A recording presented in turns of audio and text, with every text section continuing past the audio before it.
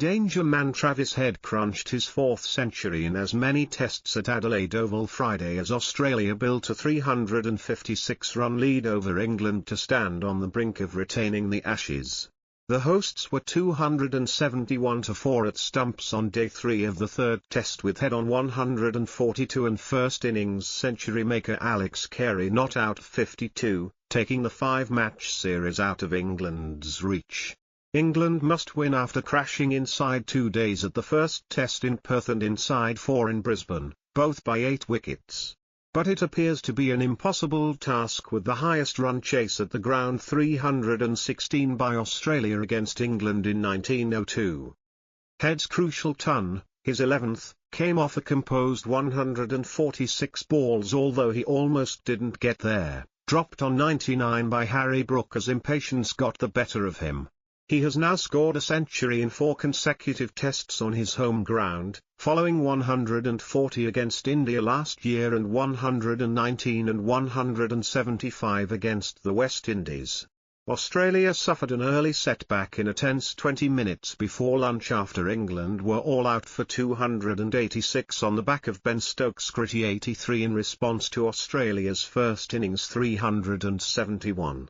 Bryson Cast trapped Jake Weatherald LBW for 1 and he walked without reviewing after the umpire lifted his finger, although replays showed the ball was pitching outside leg stump. It gave England a glimmer of hope, but after the break Head slammed the door shut, cutting and chopping boundaries to all corners of the ground. Marnus Labuschagne went for 13 when he edged Josh Tongue to Harry Brook at slip, with reviews showing it carried. Usman Khawaja, who hit a defiant 82 in the first innings after his last-minute call-up for the ill Steve Smith, was a perfect foil for the more aggressive Head. But on 40 he was undone by the spin of Will Jacks, caught behind, and Cameron Green followed soon after for 7, edging Tongue to Brook. After getting through the nervous 90s, Head finally brought up his century with a 4 off Joe Root, taking off his helmet and kissing the turf before pumping his fists. While not in the same vein as his match-winning 69-ball century in Perth, it was a critical knock, supported by Carey and aided by Stokes not bowling after his exploits with the bat. Gutsy Stokes. After a woeful batting display on Thursday, Stokes and Jofra Archer kept England's dreams alive with a stirring 106-run 9th wicket stand. They resumed at 213-8 in muggy conditions with Stokes not out 45 and Archer on 30.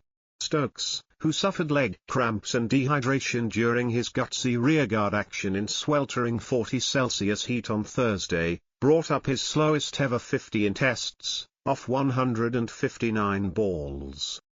England's Ben Stokes, L, and Jofra Archer run between the wickets on the third day of the third Ashes cricket test match between Australia and England at the Adelaide Oval in Adelaide on December 19, 2025, AFP. He kept plugging away but finally fell when Mitchell Starc took the new ball and bowled him, with Stokes one of the few players who showed the fight he had demanded before the game. Archer was another, ably helping his captain.